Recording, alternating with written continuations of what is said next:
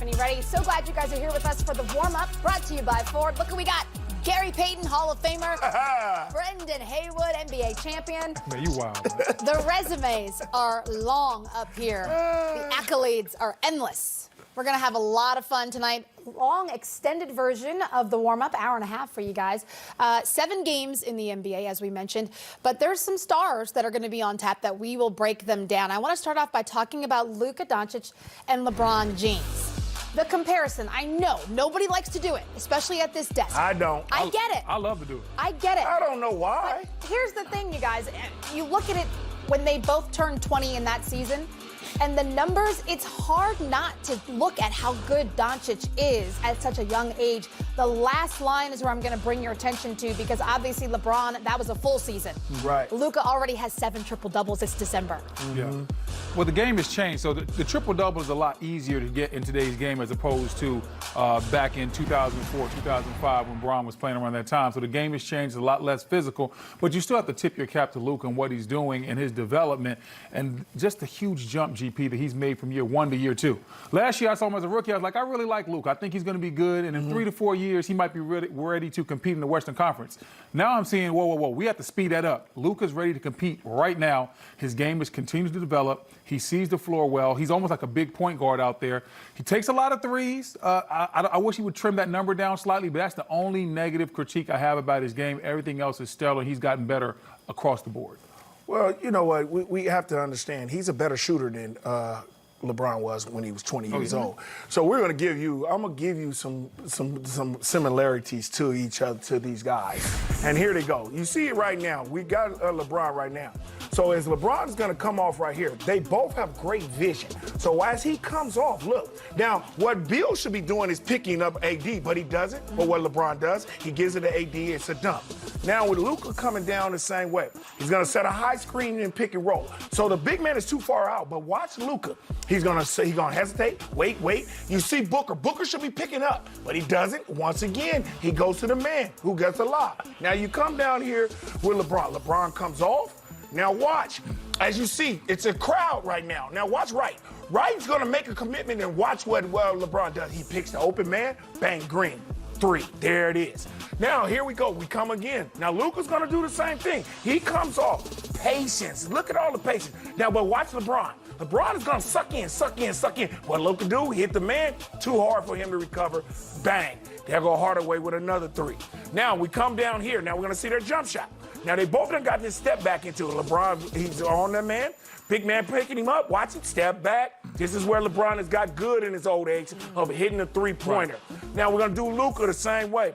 Luka got the same type of game. Now, LeBron says, hey, I got to pick this guy up. He's having a great quarter. Now, he's going to do LeBron the same way. Boom, boom, size him up, step back, bang, too late.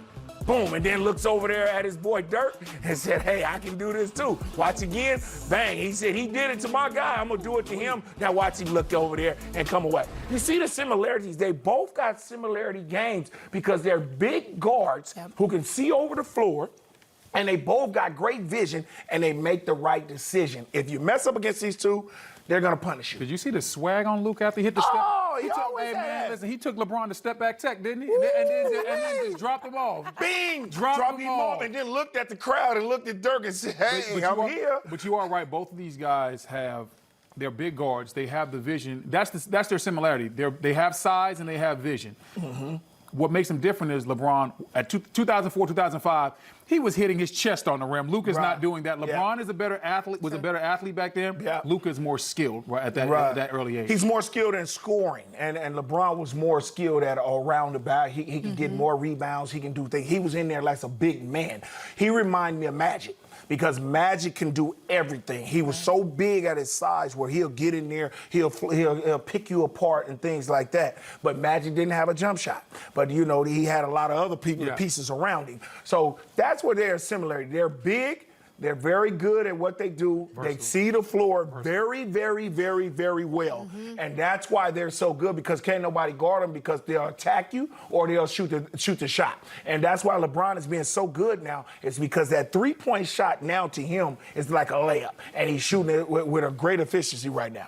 So they both have the ability to take over a game and dominate it, whether it's by scoring or facilitating for their team. So my question to you, gentlemen, is he in the MVP conversation now, Luka Doncic? Absolutely. I think it's out of him and James Harden. Both of them, I think one of the two should win it right now. If we was voting right now, it would be very, very hard not to get it to Luka, because he has taken a team as the Dallas Mavericks from being just a to up here, and everybody's watching in the West right now, and they're playing very, very well together.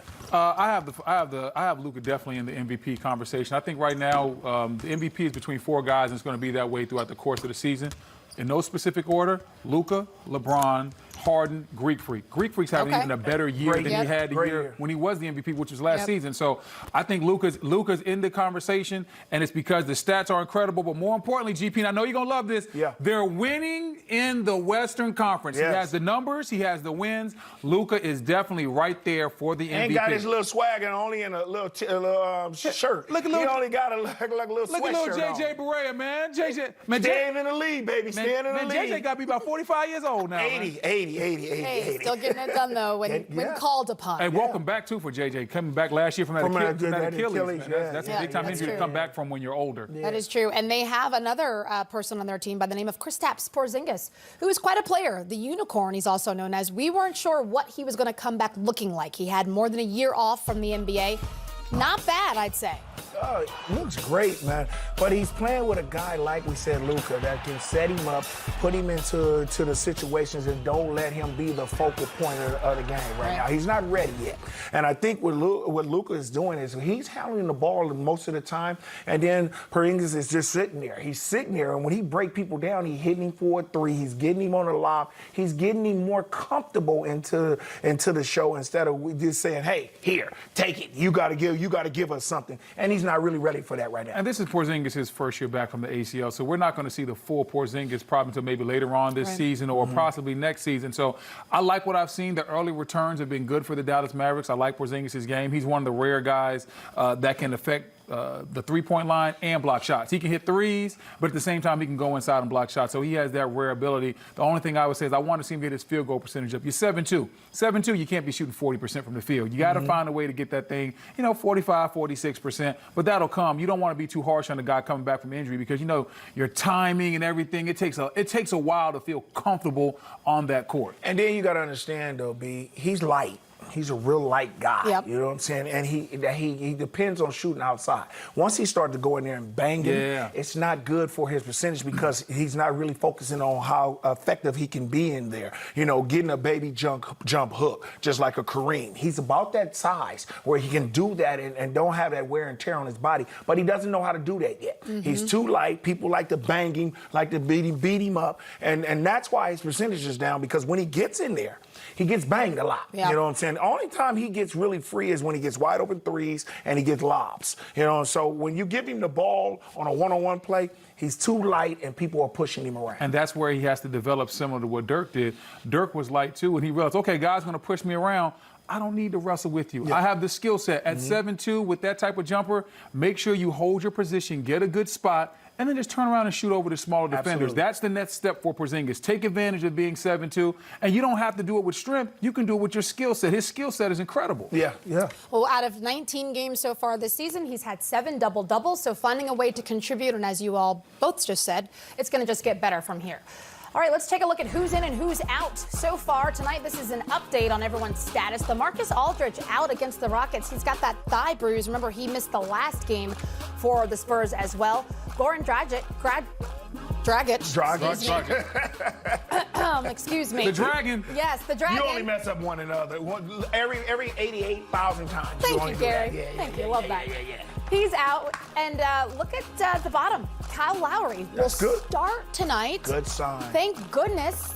He's missed several games, more than several. And Reggie Jackson, reevaluated in 2 weeks for the Detroit Pistons. They just can't get all the way healthy yet. Yeah, and that team is struggling, you know, especially as Griffin came back. It takes away from Drummond. I hate it. And now that's where they're up and down. Seems like a lot of people watching Blake before, a lot more ball movement, and Drummond was killing. Yeah. Speaking of injuries, we're still waiting on Zion's return. 6 weeks yesterday, surgery. We'll see.